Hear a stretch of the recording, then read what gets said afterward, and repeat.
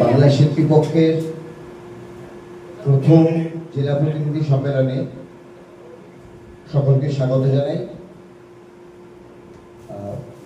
প্রথমে আমি মাইক্রোফোনটা দিয়ে দেবো আমাদের মাননীয় সম্পাদক শ্রী শাহরিয়ার হোসেনের কাছে, তারপরে ক্রমাগত সবার কাজ এগোতে থাকবে।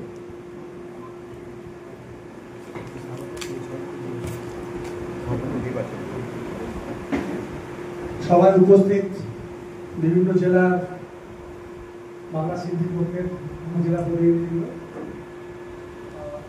বাংলা শিল্পীর পক্ষ থেকে সবাইকে স্বাগত জানাই।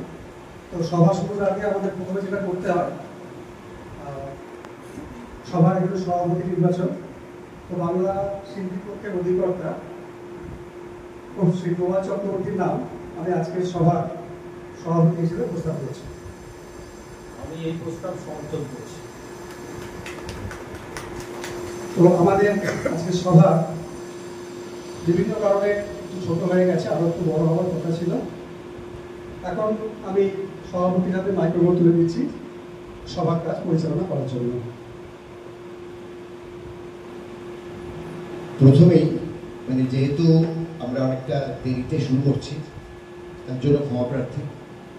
আর আমাদের সময় সংকোচও করতে হবে, কারণ এরপরে আমাদের সাংস্কৃতিক অনুষ্ঠান রয়েছে, মাঝখানে একটু খাওয়া দাওয়ার ব্যবস্থাও আছে।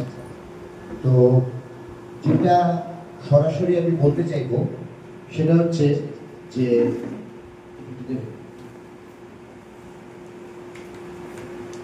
বাংলা শিল্পী পক্ষ বাংলা পক্ষের সাংস্কৃতিক শাখা সংগঠন।